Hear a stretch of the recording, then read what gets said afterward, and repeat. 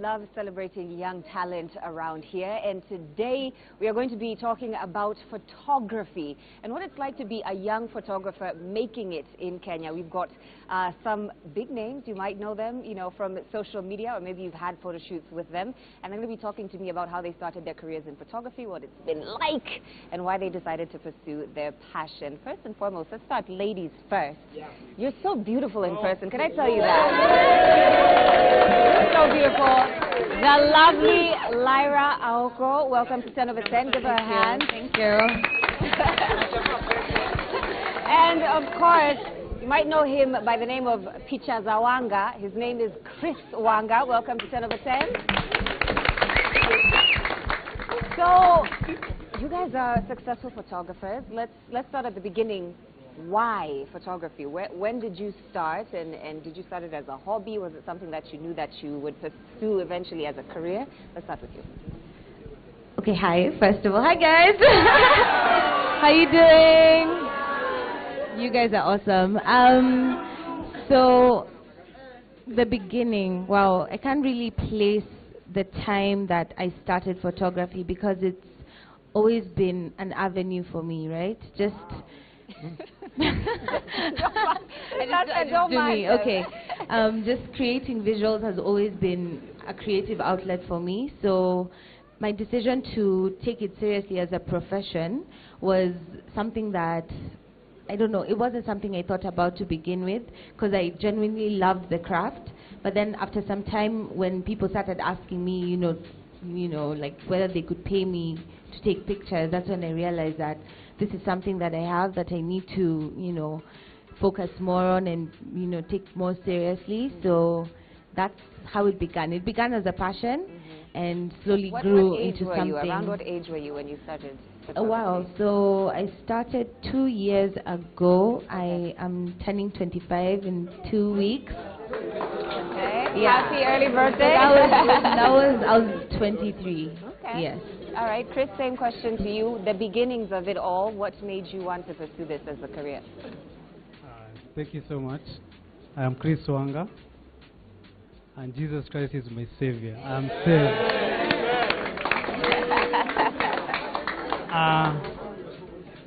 My photography started when I finished my IT from Makerere. Then I came to Nairobi to try looking for a job. For a year I didn't get. Then I remembered there's a time in Uganda, there's a guy who came with a camera and a printer. He did everything there. Picture pap, I call it picture pap. Then I came and decided, let me try this thing since I'm not getting these jobs. Let me start. So when you were starting it as a job? Yeah. All right. To me it was a job. And then I pursued it from Uhuru Park. I started from Uhuru Park. Those guys mnaonanga pale Uhuru Park. Hey, you are those guys? Yeah. That's where I started from. Hapo ndo nilianzia. Kila Saturday, Sunday, hapo ndo nilianzia. Wow. Then I got some other friends who later now mentored me into the business now. Right. Yep. Yeah. He brings up the issue of mentorship. Did you have a mentor or someone who kind of guided you into what you're doing now? So my first interaction with a camera was actually in university. I studied journalism at USIU, and that was when I got to hold a camera and got to interact with it. And I'd say the students there, the teachers there, they were all mentors to me. But my photography journey has been assisted by very many photographers here in Kenya. Just, talking to somebody, just asking, hey, how do I do this? How do I do that? I've been given such invaluable advice from so many photographers. So I can say I've had like 20 mentors, to be honest, Had since help I began. along the way. Yes, yes. So, Chris, from Uhuru Park to where you are now, how did that happen? Was it a leap or was it a slow progress? Wow, it was a slow progress. Okay, anything good takes time. You cannot just jump to the finish line. You need to endure some things. It took time, around 2-3 years. Yeah, and then I started, when I was going to church where I worship, that's where I now I did most of the, I can say, practice, shooting the worshippers worshipping. That is where I grew my skill so much. And also using YouTube, as usual, we always go to YouTube to learn from there, and many other photographers too. Then I came and joined another organization in Kenya called PAC, Photographers Union of Kenya. That's where now we interact with so many other photographers and learn from each other and grow. I'm curious because in this day and age of social media, like everyone has a phone, right? Everyone's their own photographer. Everyone has Instagram or Snapchat or feels that they can sort of, you know, represent themselves. So what makes them come to you and say, you know, I want a professional photo shoot, or I want, you know, something more? So I truly believe a photograph is the psychological representation of the person holding the camera. Let's just start there. So anyone can own a phone, anyone can own a camera, anyone can shoot anything, but at the end of the day, your vision, your view, that's what sets you apart from everybody else. So personally, I feel like the people that do come to me because they know I'll deliver a certain type of visual. They'll know I'll deliver a certain type of quality with my work. They'll know they won't be able to get the same work just left, right, and center. So I don't really focus on everybody else. I don't focus on other photographers. I don't focus on this person that has the most expensive camera, because I feel like my vision is my vision, and that's what sets me apart from everybody else. Right. Yeah. Chris, tell us what type of work you do. Like, what's a regular day for you? What type of photo shoots do you do? Okay. Chris, or Picha Zawanga, is an all-rounded photography team. We do, I can't say that I've specialized in something like Lyra, portraits and commercials. Me, I do everything. I shoot portraits, I shoot events, I shoot products, I shoot funerals, I shoot weddings, thank you, weddings. The only thing I don't shoot, macro. They do photography, the insects, because I have some phobia. Of insects. That is the only thing I do. And you have your own studio space? Yes. Okay. We do have. Okay. Yeah. Lyra, what's a typical day like for you? Do you have a typical day? Not at all, and that's why I absolutely love my work. So let's describe a typical busy photography day.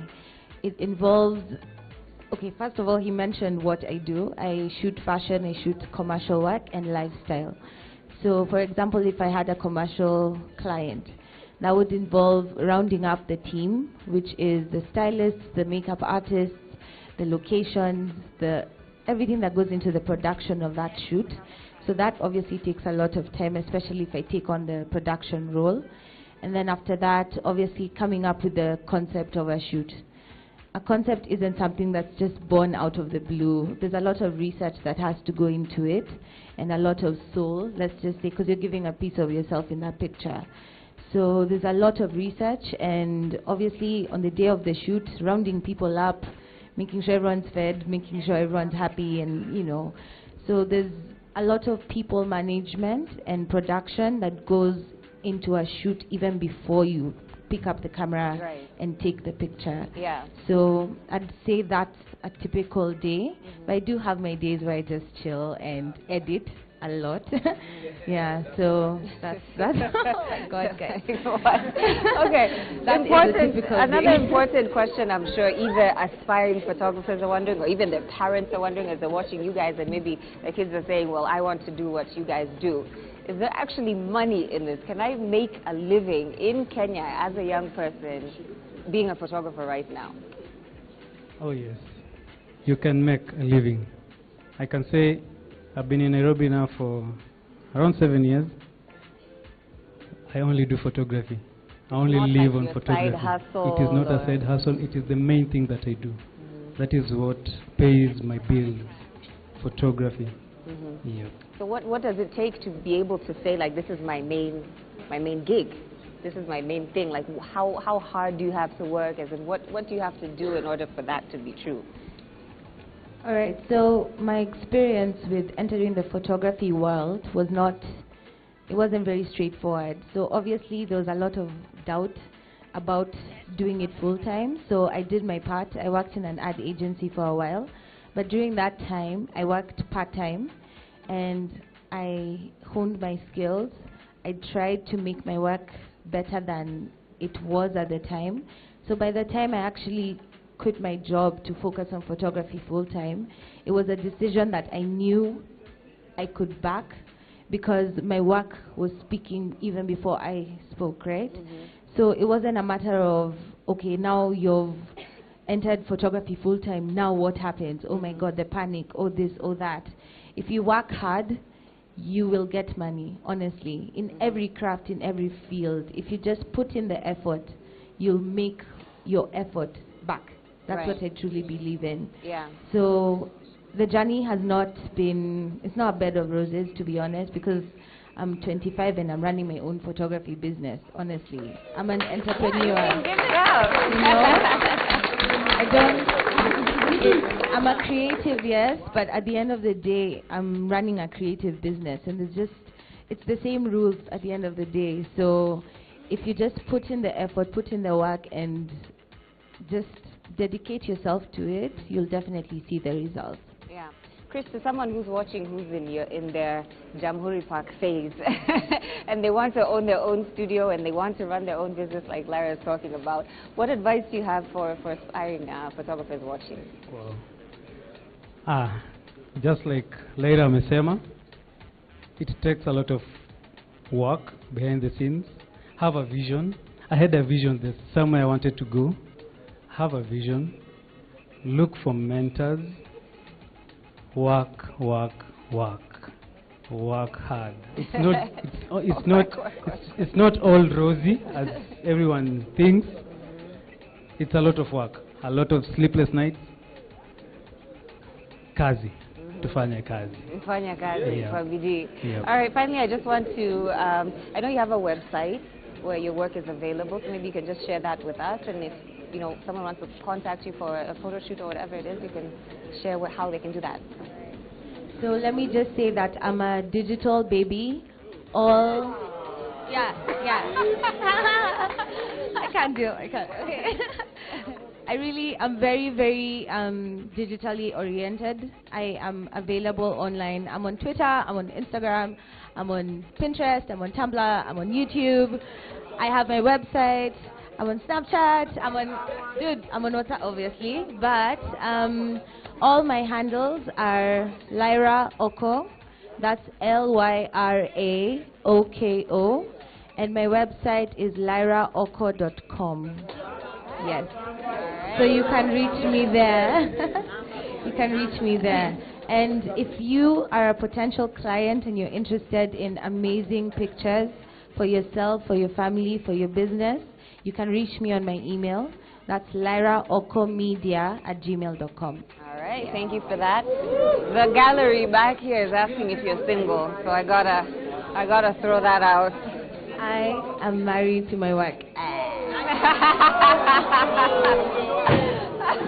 Did somebody just fall? No, it's fine. Chris, same question.